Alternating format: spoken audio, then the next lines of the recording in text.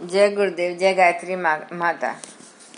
आगे गुरुदेव जी लिखते हैं कि गन्ना और ब्रह्म सरोवर। एक बार ब्रह्म सरोवर ने शिकायत की, भगवान आप भगवती गंगा की इतनी सराहना करते हैं, हम भी लोगों को शीतलता और सदगति प्रदान करते हैं, वह पुण्य हमें क्यों नहीं मिलता। भगवान विष्णु ने गंभीर होकर उत्तर दिया, भगवती गंगा स्थान घर जा जाकर लोगों की प्यास बुझाती है, सदगति प्रदान करती है, जबकि आप केवल उन्हें देते हैं जो आपके पास आते हैं। ब्रह्म सरोवर ने अनुभव किया कि भगवती गंगा सचमुच महान है। उन्हें अपने भीतर कभी कभी विकार पैदा होने का कारण भी ज्ञात हो गया है। परमार्थ की यह वृत्ति भारतीय संस्कृति की विशेषता है। इसी प्रयोजन से धर्म धारणा के विस्तार का व्रत लेकर नैष्ठिक परिव्राजक निरंतर भ्रमण करते रहते हैं एवं जनमानस के परिष्कार का वह उद्देश्य पूरा करते थे जिसके लिए वानप्रस्थ परंपरा, परिव्राजक धर्म तथा तीर्थ यात्रा का समावेश आर्यकालीन महामानवों द्वारा किया गया था। इस कार्य को लोक सेवी मनीषियों ने सदैव एक साधना माना है। यह साधना एक कठोर तप होते हुए भी उन्हें आह्लाद एवं आत्मसंतोष देती है। प्रतिमा और पगडंडी। पर्वत शिखर पर बने मंदिर की प्रतिमा ने एक सामने वाली पगडंडी से सहानुभूति दिखाते हुए कहा, भद्रे, तुम कितना कष्ट सहती हो, यहाँ आने वाले कितने लोगों का बोझ उठाती हो, यह देखकर हमारा जी भर आता है। पगडंडी मुस्कुराती हुई बोली, भक्त को भगवान से मिलाने का अर्थ है भगवान से मिलाना ही तो है देवी। प्रतिमा पद दंडी की इस महानता के आगे नतमस्तक हुए बिना न रह सकी। देव ऋषि नारद की तरह असाधारण और आपातकालीन हर किसी को नहीं मिलते, यह प्रमुख व्यक्तियों को मिलते हैं। परमात्मा सत्ता के दरबार में उदार परमार्थ की योग्यता ही यह अधिकार दिलाती है। द्वारपाल हट गए। एक व्यक्ति राजमुकुट और तलवार उपहार स्वरूप लेकर भगवान के पास पहुंचा। वह उनसे एकांत में भेंट करना चाहता था। द्वार पर खड़े देवदूतों ने कहा, भाई, भगवान को राजमुकुट से क्या मतलब, वे तो स्वयं ब्रह्मांड नायक हैं। तलवार की उन्हें आवश्यकता नहीं, वे तो स्वयं वेद रूप हैं। वे ज्ञान से ही बंधनों के शत्रु काट डालते हैं। और कुछ हो तो बताओ। यह चर्चा चल ही रही थी, तभी उसने एक वृद्ध को ठोकर लगकर गिरते हुए देखा। उसकी आंखों में आंसू आ गए। दौड़कर उसे संभाला। मन में आया, चलकर भगवान से पूछे, आखिर ऐसा है, जन दुखी क्यों है। वह लौटा तो देखा रोकने वाले द्वारपाल वहां से हट गए थे।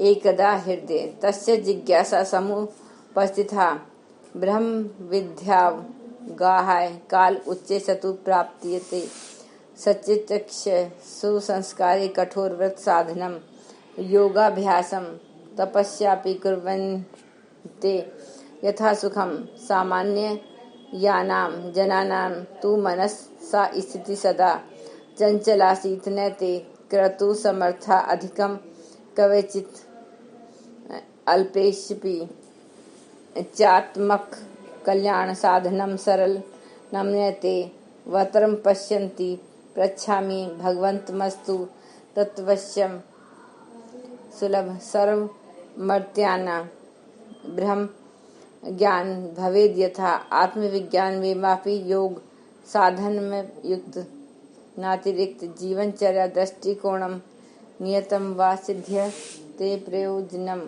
लक्ष्य पूरक जीवन से यत। टीका। एक बार उनके मन में जिज्ञासा उठी, उच्च स्तर के लोग तो महा ब्रह्म विद्या के गहन अगवाहन के लिए समय निकाल लेते हैं। संचित सुसंस्कारिता के कारण कठोर व्रत धारण, योगाभ्यास एवं तप साधन भी कर लेते हैं, किंतु सामान्य जनों की मन स्थिति परिस्थिति उथली होती है। ऐसी दशा में वे अधिक कर नहीं पाते। थोड़े में सरलता पूर्वक आत्म कल्याण का साधन बन सके, ऐसा मार्गदर्शन उन्हें प्राप्त नहीं होता। अस्तु भगवान से पूछना चाहिए कि सर्वसाधारण की सुविधा का ऐसा ब्रह्म ज्ञान, आत्मविज्ञान एवं योग साधन क्या हो सकता है जिसके लिए कुछ अतिरिक्त न करना पड़े।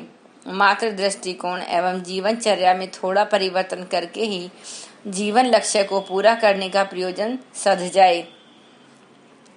व्याख्या जनमानस को स्तर की दृष्टि से दो भागों में विभाजित किया जाता है। एक वे जो तत्व दर्शन साधन तपश्चर्या के मर्म को समझते हैं।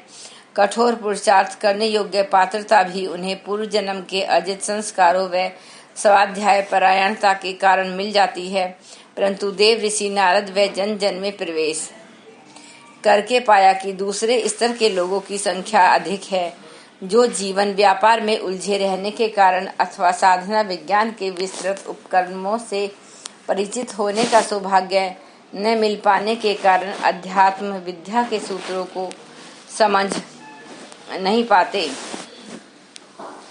व्यवहार में उतार नहीं पाते तथा ऐसी ही उथली स्थिति में जीते हुए किसी तरह अपना जीवन संकट खींचते हैं। विशेष लोगों के लिए तो विशेष उपलब्धियां हैं, ऐसे असाधारण व्यक्तियों की तो बात ही अलग है। उनके जीवन उपाख्यान यही बताते हैं कि वे विशिष्ट विभूति संपन्न होते हैं। असामान्य संस्कारवान व्यक्ति सुखदेव जन्म लेते ही घर से चल पड़े। उनके पिता महर्षि व्यास ने कहा भी, तात अपनी माँ का संस्कारवान स्तनपान तो कर लें, पर उन्होंने कहा एक बार संसार में आसक्त हो जाने पर उससे छूटना कठिन है। अभी तो पूर्व जन्मों का मुझे स्मरण है, सो समय क्यों गवाऊं। वे तुरंत तप के लिए चल पड़े। कच्छ ने इसी तरह शुक्राचार्य के पास तथा नचिकेता ने यमाचार्य के पास जाकर संचित संस्कारों की प्रेरणा से ही तप किया। मनु, शत्रुपा, भगवती, पार्वती, काक भुसुंडी, ध्रुव, प्रहलाद के आख्यान भी ऐसे ही हैं। नानक के पिता ने उन्हें कुछ रुपए दिए और सौदा करके कुछ कमाने के लिए भेज दिया। नानक ने सारे रुपए निर्धन भूखों में बांट दिए और आप सच्चे सौदे की खोज में लग गए। इसके विपरीत सामान्य व्यक्ति ब्रह्म ज्ञान आत्म कल्याण की विद्या से नितांत अपरिचित होने के कारण अपने लक्ष्य से विमुख ही बने रहते हैं। देव ऋषि ने इन्हीं बहुसंख्य व्यक्तियों के कल्याण की बात सोची।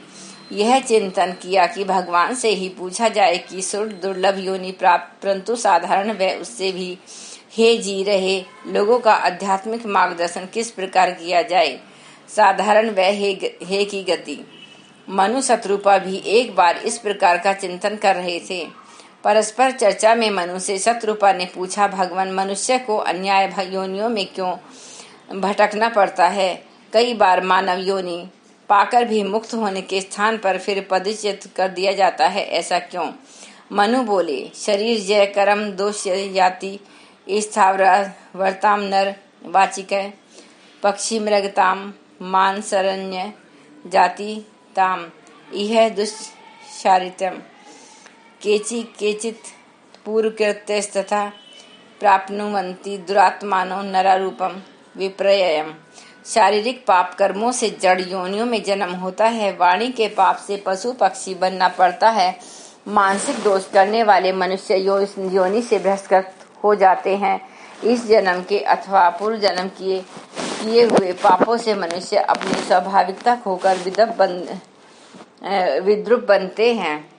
साधारण व्यक्ति संसार के माया जाल में फंसे कैसा जीवन जीते हैं, इसे समझते हुए एक संत ने अपने शिष्य को एक कथा सुनाई।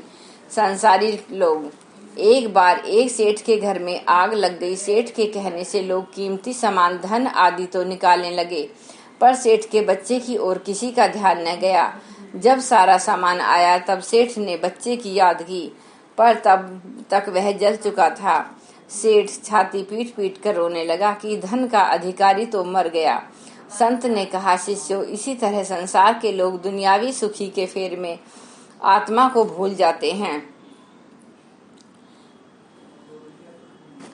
लोक कल्याण जिज्ञासा प्रकरण प्रथमो अध्याय 2।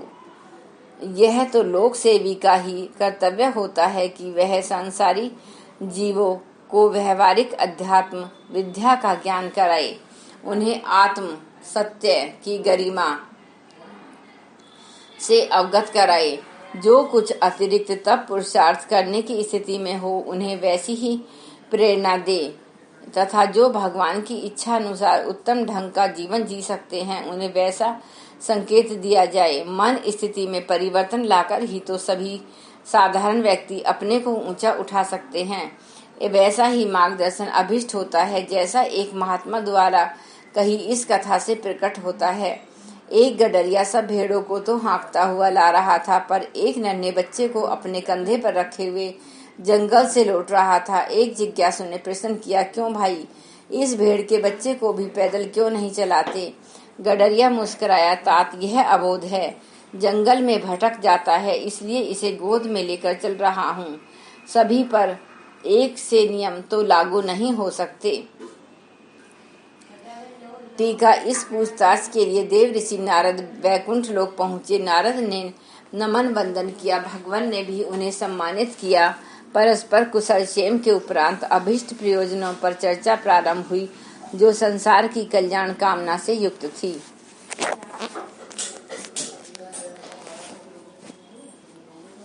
नारद उवाच, परम प्रीत प्रपच्छ विनयंती नेतु जीवनचर्या व साधना मयंताम प्रभो प्राप्तु च परम लक्ष्यम पायम सरल वद समाविष्टो भवेदस्तु सामान्य जन जीवने विहाय सवग्रह नव गंतु विवस्था भवेत असामान्य जनाहारा च तितिक्षा यत्र नोपतपे।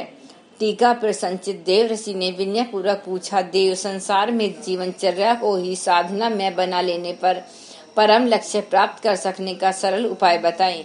ऐसा सरल जिसे सामान्य जन जीवन में समाविष्ट करना कठिन न हो, घर छोड़कर कहीं जाना न पड़े और ऐसी तब तितिक्षा न करनी पड़े जिसे सामान्य स्तर के लोग न कर सकें। धन्यवाद। एक बार गायत्री मंत्र हमारे साथ साथ। ओम भूर्भुवः सुवः तत्सवितुर्वरेण्यं भर्गो देवस्य धीमहि धियो यो न प्रचोदयात्। जय गुरुदेव, जय गायत्री।